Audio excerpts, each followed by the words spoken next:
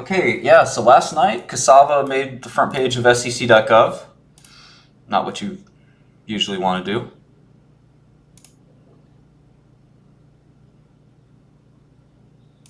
Typically not a place you want to be.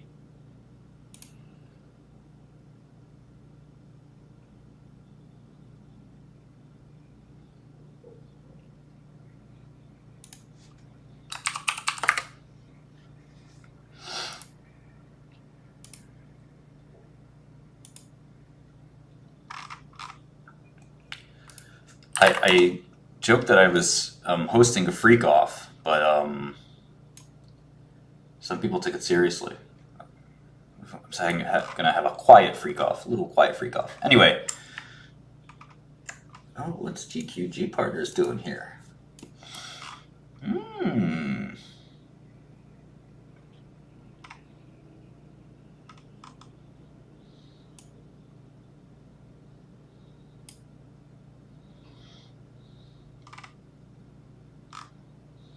Interesting.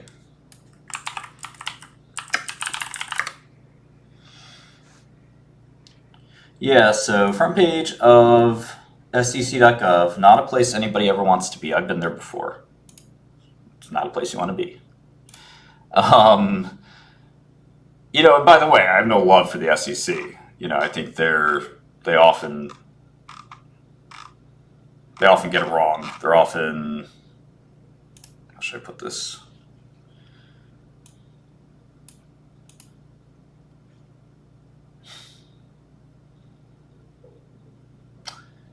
Sometimes they're okay if there's no political influence involved. I would say they're decent.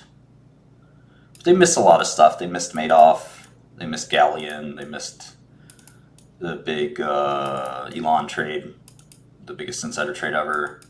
It's like they often like, and there's stuff that I know they know about that they didn't charge. So it's kind of complicated. I don't know. They can be bad, but they generally get it right. But they're definitely not always on the ball. But they sued, you know, so another thing that's important is when they say charge, I mean, the SEC can initiate litigation. So when they say charge, it's kind of a little weird. I think they also settled, sounds like my cat just, they also settled with the two executives without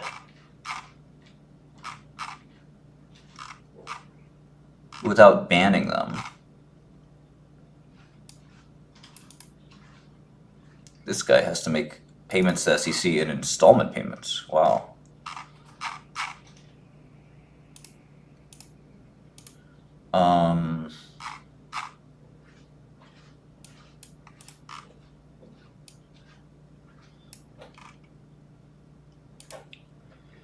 Without admitting or denying the violations, that's pretty wild. That's a decent settlement if you can get it. They've kind of started to stop. They don't do that anymore, kind of. They kind of want you to admit the violations for a settlement, or they can just prove it in court because it doesn't take much resources to do that. Well, anyway, the reason this was interesting, you know, we all know that Cassava's been a shit show since day one, but the reason this was interesting was that they actually revealed for the first time the actual clinical results in the SEC lawsuit.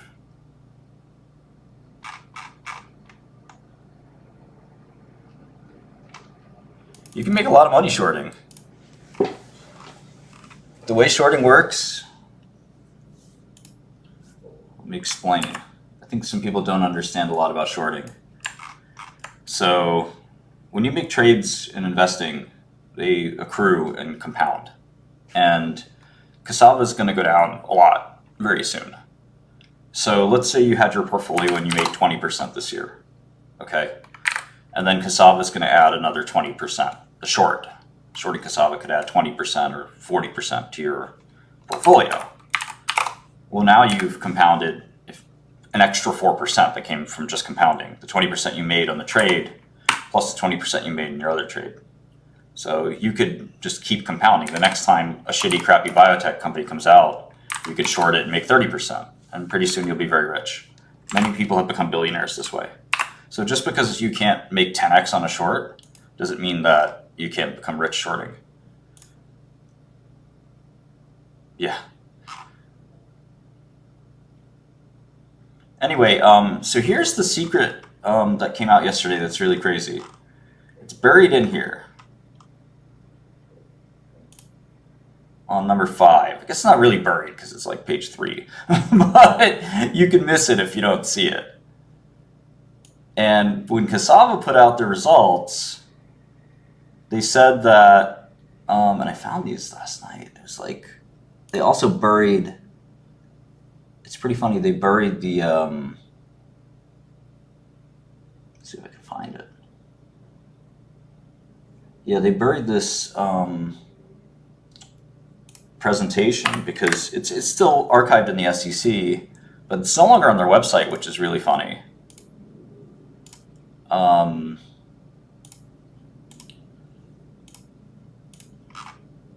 They made it really hard to find these on their website. There it is. So this is the phase 2B data when they presented it. And this is what got people excited. If you go down on this scale, you do better. These are sort of, it's a scale of mistakes, basically, I think. I don't know the scale that well. But lower is better. Yeah, so it's total errors. So you want, I guess, as few errors as possible. Makes sense, right? And the 50 milligram did really good, and the 100 milligram did really good. And they're not statistically significant, but, you know, it's what you want to see, right? I like Cohotas. Yeah, the SEC is, yeah, all the Wells notice and all that stuff's over, yeah. It's not a preliminary investigation, it's a full investigation. The matter's now closed to the SEC. So this is what they presented, right? Oh, I gotta make a good chart here. Let me do this. It's gonna be fun. All right, so this is the phase 2. And they had the audacity to actually call this the phase 2B. Like it's almost a phase 3. Man! Shit. Alright, so I think it's Treasury Department, but it could be the SEC. It's never the shareholders. The shareholders are doing fine though. Alright, so this is day 28 change, right? Placebo, 50 milligram, 100 milligram. Lower is better. Remember, you guys see it, right? This is a David Copperfield magic trick. The real results. I feel like, you know, an episode of Scooby-Doo. The real results.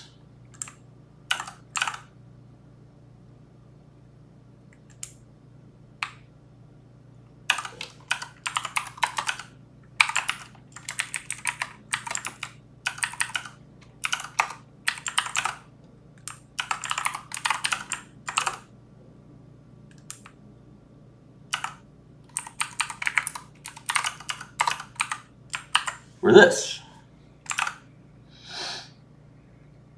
So the best group was actually placebo. Right? Lower is better, right? Here,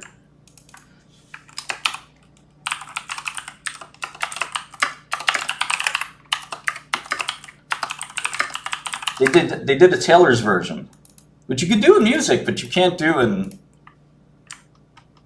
drugs. The SEC got a subpoena. Subpoena. Another thing you don't want to get.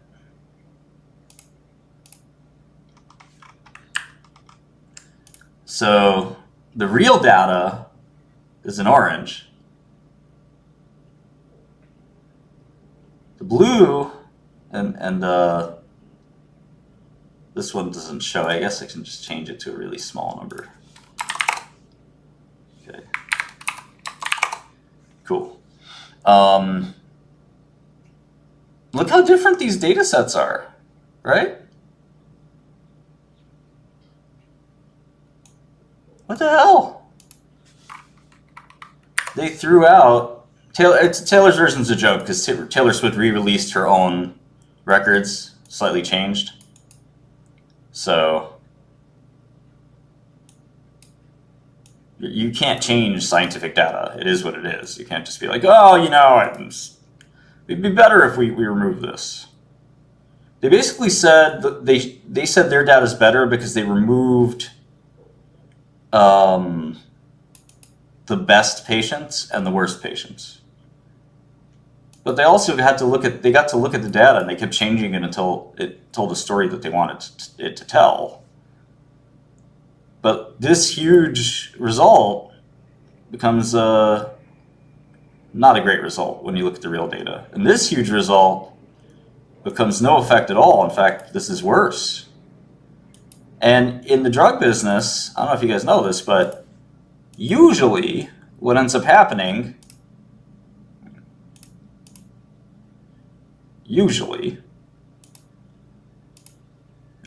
is that 50 milligrams and 100 milligrams, that 50 milligrams is like half as good as 100 milligrams. That makes sense, right? You take a double dose of an opioid, you're lit. You're ready to party. You take a half dose of an opioid, well, you know, you're not feeling bad. But, you know, you should not be having more efficacy than 100. There's no dose-response relationship. There's no inverse dose effect is not a real thing, right? That doesn't happen in real life. No, I don't have any probation requirements against investing or doing anything. Thanks for asking, though. You feel free to ask more questions if you want. So they made the placebo look worse, and they made the drug look a lot better. I don't really care about the stock. Stock's not that important. Let it go up, let it go down. It doesn't make a difference. This is what matters. Does the drug work or not? No, I don't think I can or will want to manage other people's money. But anyway, let's focus. So this is a scam, right? No, the phase 3 results are still relevant because, you know, that's the final proof. But there are basically 2 or 3 pieces of evidence that are really important here. This was one of them. The early hints that the drug might be working. This is supposed to like arouse an investor, right? Look at this. This is very arousing. You got an Alzheimer's drug. This is a little memory test. It's early. It's only day 28. It's a little hint. Might get better. You know? Maybe what happens at day 90? What might happen at day 180? We don't know. But it's a nice little hint. Things are going in the right direction. Well, you know, they're going in the right direction after you change all the data and you lie about it. They excluded half the data and they kept excluding until they got it to look good. It's no different from having the answer key to a test or something like that.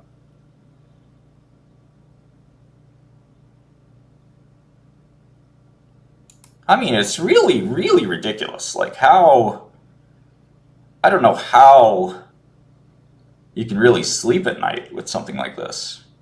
It's a publicly traded company. You're dealing with human beings with Alzheimer's.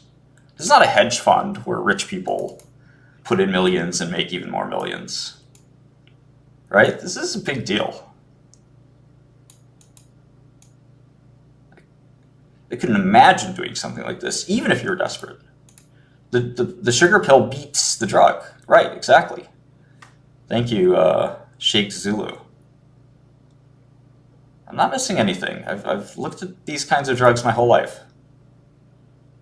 I made these kinds of big, bold bets my whole life, and I've almost always been right. Samson has a good question. Why do people not pull out, so to speak? Well, markets are odd.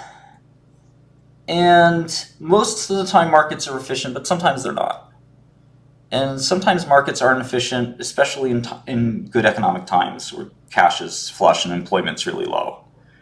Then people want to speculate. And even things like meme coins go up, right? There are meme coins worth more money than cassava, right? There are literally tokens called like dog with hat that are worth more than this, and there's no acknowledged utility. So, there isn't necessarily a correlation between, every single stock being efficient and things like that. Oh, my food's here. I'll be right back. But yeah, that's what's going on with cassava. I'll have a little more to say in a second.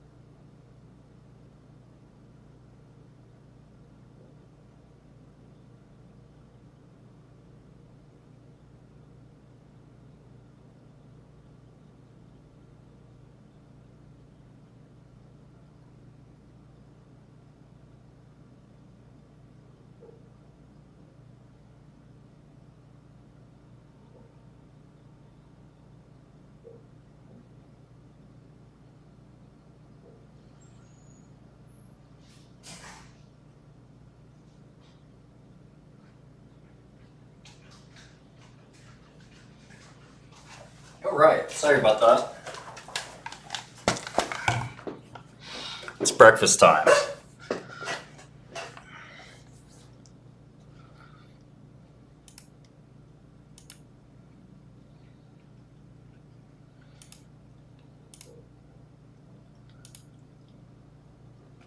No, things like this don't really squeeze that way. Sorry. I've been around the block. It doesn't really.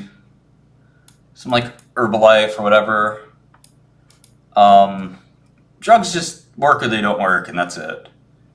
That almost never happens. If you can find an example of that happening in medicine, let me know.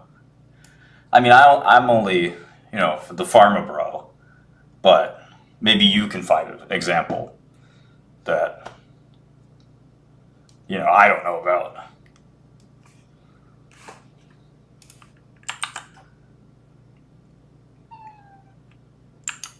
Shut up, kitty. You're not going to get any bagel. No. Okay, so that's kind of major piece of evidence one. Major piece of evidence two is here. I gotta make this bigger, but all these models are on my GitHub, by the way, so you can download this, and you have the same files that I do. I work for you. Yeah, I should tell Marco Hodes to short this. There's another hedge fund I was friendly with many, many years ago. Maybe 10 years ago, 12 years ago. I might give them a ring as well. I haven't talked to them in 7 or 8 years.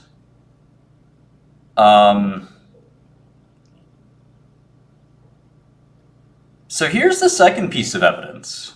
And again, here's this thing right here. The percent difference is really an egregious lie. And they're basically trying to say that the drug beat placebo at 8S-Cog. But the problem is there's no p-value. And a 0.6 difference is not a real thing. The other question is, what happened to the patients in the trial? I thought this was a...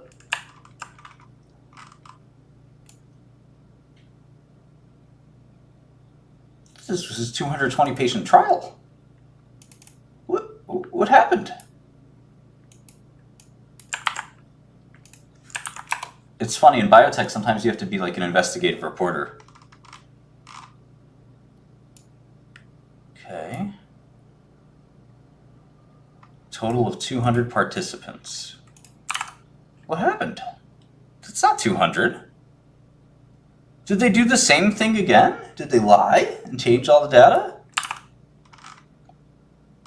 Why hasn't the trial been published? These are great results. Why isn't the New England Journal? Well, they're not great results because it's not statistically significant. But man, you know, you should be able to publish this in the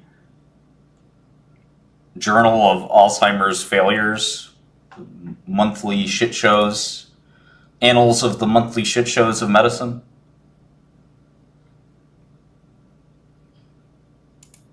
But this isn't good. This is really bad news. Why? We did this little analysis of what happens in most phase 2 to phase 3 clinical trial translations. Here's just a brief look at some of my research. I made a whole Alzheimer's spreadsheet, and it's actually in the folder I was talking about. You guys can download all these files. And I want you to take a look at this. This is the change in 8S-Cog. Do you see this, chat? From phase 2 to phase 3. Okay? Efficacy doesn't get better, right? It gets worse. So Dimebon went from a benefit of 4 to a benefit in phase 3 of 0.1, failed. Same thing happened with Vivek's drug, 1.3, which was kind of close, to 0.4, which failed. Let's leave simiflimflam aside for a second. Same thing happened with one of the most famous drugs ever, bapineuzumab, 2.3. That's really close, right? Let's just do a bigger trial. In a bigger trial, it should be 2.3 again, but the p-value will be really good, right? Just add more patients. They did that. The effect size disappeared. Lecanemab and donanemab both shrank as they went from phase 2 to phase 3. You hone in on what the real effect size is, and the p-value is really statistically significant. It's 99.9%. This is not due to chance. And that is very likely extremely close to the real effect size. That's what a confidence interval tells us. So simiflimflam is going to go from 0.6 to what exactly? It's going to get better?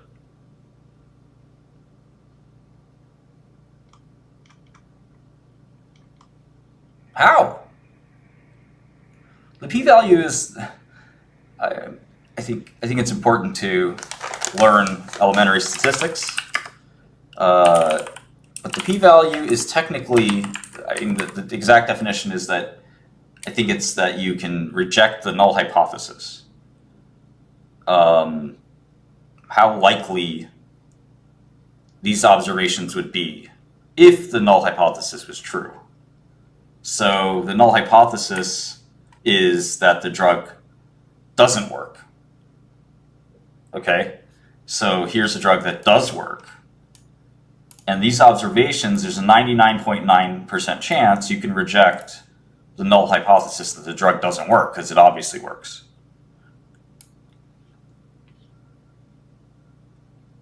It's okay, it's not, so you want less than 0.005, you don't want more. Less than 0.005. Yeah, it's hard to short. There's not a lot of shares available. It's expensive to short. But in my experience, you make a decent profit and move on. It's not like, you marry this stock. You should never marry any stock, right? You should always be vigilant about your money. People who are in this stock, they hate money. They want to get rid of their money. I don't hate money. I respect money. I like money. I want to accrue more. But if you marry a stock and you become a cultist, you basically hate money. Why? What did money do to you that you hate it this much? Were you abused by the money at some point in your life?